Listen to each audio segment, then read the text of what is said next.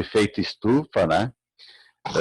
Na atmosfera nós temos em sua composição os gases que absorvem a radiação a infravermelho. Né? Parte dessa radiação ela volta para o espaço e a outra parte volta para a Terra na forma de calor, nos mantendo aquecidos. Não é? Quando esse equilíbrio aqui é quebrado, tá? Acontece o chamado efeito estufa. Tem até aqui no meio um desenhozinho, né? Como se tivesse um vidro aqui relacionando com uma estufa. Tá? Essas emissões de gases de efeito estufa, pessoal, tá? Ela existe, não tem como negar. Tá? Agora, a quantidade e o que está acontecendo em termos de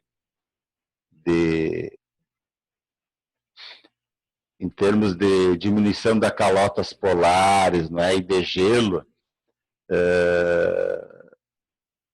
depende de estudos que eu, sinceramente, não conheço, mas o de gelo e das calotas polares também é uma realidade. Aí, alguns outros estudiosos falam que, em compensação alguns outros locais, alguns outros lugares da Terra têm um aumento de congelamento.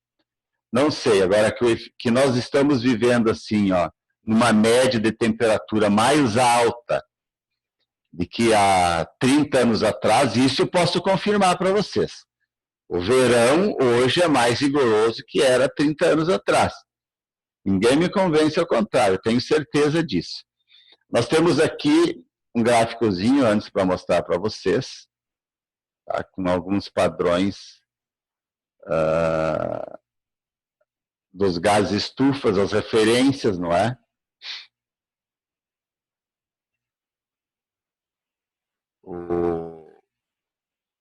O potencial de aquecimento, etc., não é? Para vocês terem como referência nos comentários que nós vamos fazer daqui a pouco.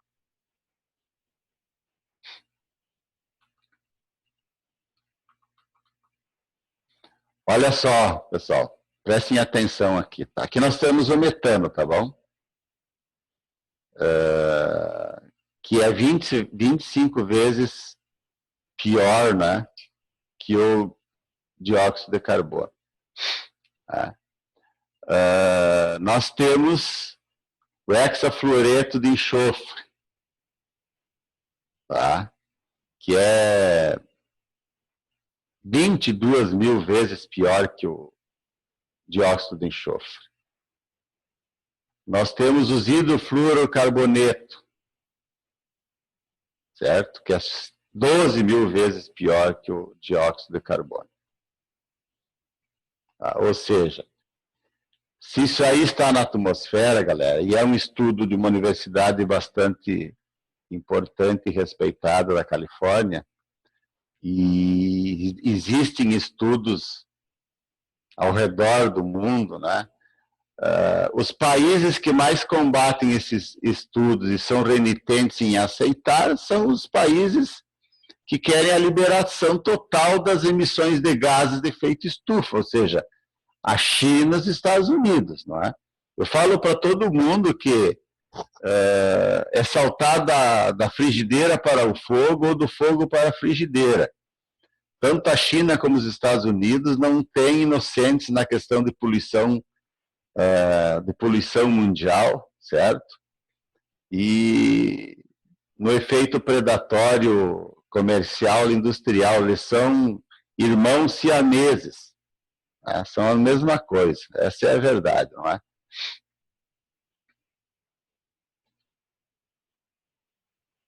Como nós falamos anteriormente, a questão do efeito estufa, com as suas radiações provenientes do Sol, ultravioleta, tá? Chega na Terra, o que acontece? Elas são absorvidas. Se nós não tivéssemos uma proteção, nós seríamos fritos.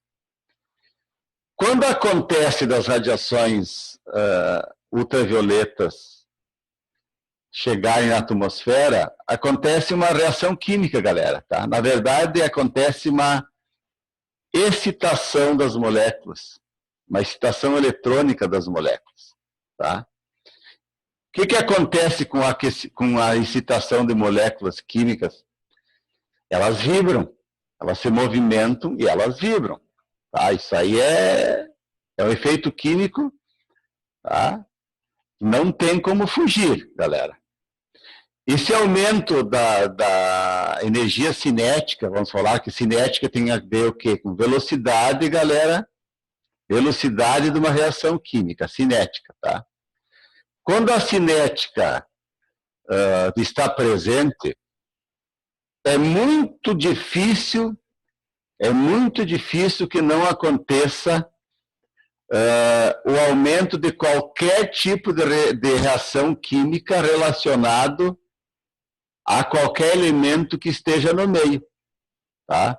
Essa translação, essa rotação de moléculas, ela vai acontecer. E como eu falei, quando as moléculas elas se movimentam, elas emitem radiação também, tá? E na atmosfera inferior, o que acontece? Os gases estufas, os gases de efeito estufa, não é? Deixam o quê? A atmosfera opaca, não é? E essa radiação, que teria que voltar ao natural para o espaço, galera, encontra uma barreira aonde? Tá? Nessa atmosfera opaca, que é o quê? Material particulado, uma espécie de poeira. Tá? Vocês estão entendendo, tenho certeza disso, tá? E essa quantidade aí de materiais fósseis,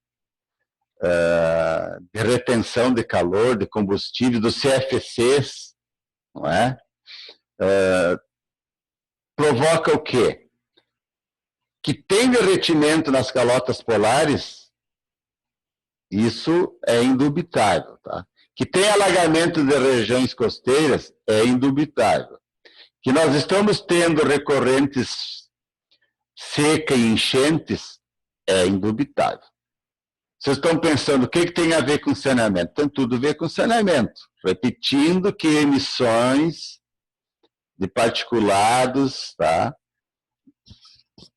na atmosfera é saneamento básico, é saneamento, é saúde pública, certo?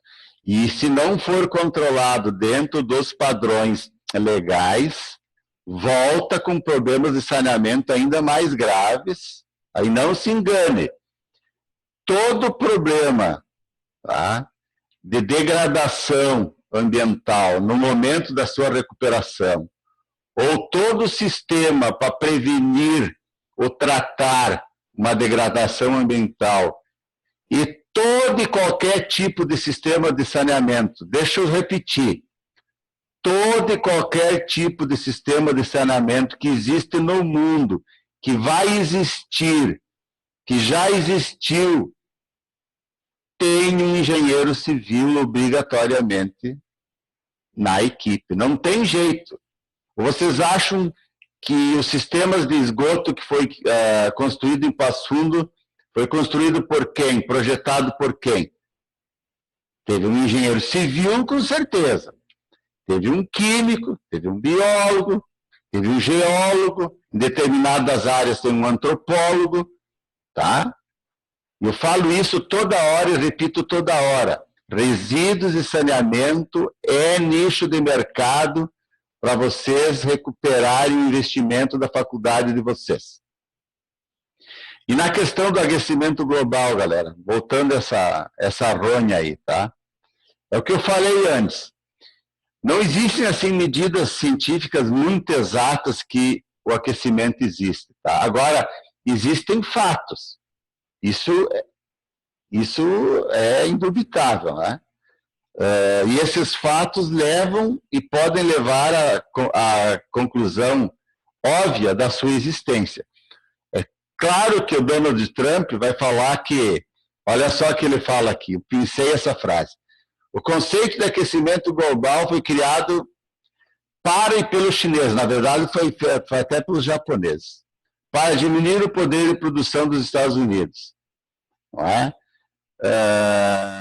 E os chineses falam algo parecido com o protocolo de Kyoto, e eles acham que é para diminuir a produção e a capacidade produtiva da China, ou seja, os dois países são bandidos nessa história, né? E esses estudos da Universidade da Califórnia mostram claramente que nós devemos, sim, combater essas ocorrências aí, tá? Aqui tem algo muito, muito interessante, que as gurias, principalmente, apesar que eu uso filtro solar direto aí por causa da minha pele bastante grande, né? Essa região chamada camada protetora da Terra, que é a camada de ozônio, né? Ela filtra o quê? Os raios UVA, UVB, UVC. São os mais nocivos e que é o que os nossos filtros solares que nós passamos no rosto fazem. A diminuição do ozônio, tá, ameaça o quê? Comprovadamente, se nós tivéssemos hoje o desaparecimento total da camada de ozônio, nós não conseguiríamos sobreviver. Não é? Esses aparecimentos de buracos de ozônio, que tem tanta discussão, não é? Ele realmente existe. Existe, e a discussão é científica, entre o meio científico, é o que está provocando esses buracos na camada de ozônio, né? Algumas conclusões bastante científicas e que comprovou que aqueles gases, os CFCs, eram realmente nocivos, foram eliminados. Hoje, se você pega uma geladeira velha, o cara recolhe o gás, não é, para dar encaminhamento ambientalmente correto. E aí eu fico desconfiado para saber se realmente eles estão dando encaminhamento correto, se vão lá na oficina e abrem o captador e soltam na atmosfera. Eu sou muito desconfiado em relação a isso, não é? Isso aí se parece muito com as empresas que recolhem os esgotos efluentes dos banheiros químicos, não é? Tem que ficar em cima com uma papelada de encaminhamento ambientalmente correto, que vai saber se não estão largando aí num riacho à noite os efluentes dos banheiros químicos. O solo envelhece mesmo, né, galera? Tem algumas fotinhos que eu coloquei aqui. Formação de composição de ozônio, tá, galera? Certo? Com oxigênio, o gás oxigênio, certo? Essa moléculazinha aqui pode ser qualquer uma que vai servir de catalisação para a formação ou deformação. Tá? O buraco na camada de ozônio aumentou, deu uma diminuidinha aqui de 2006 a 10, ó, galera. Tá? 79 a 89 teve um aumento expressivo, ficou mais ou menos estável de 89 a 2006, né? 2006 a 2010 mudou um pouquinho de formato, mas ainda continua aí. Esses compostos formados pelos CFCs, galera, os clorofluorocarbono, né? Olha só as duas moléculas aí que, se vocês forem pegar a tabela periódica e estudar, o flúor ele só é benéfico à saúde humana em pequeníssimas doses, tá? O cloro é maravilhoso, mas o cloro descontrolado e com o seu radical causando... Porque assim, ó, o cloro ele é extremamente reativo, galera, tá? Então, quando ele está no lugar indevido, tá? E tem reações com determinados elementos, os efeitos deles são terríveis para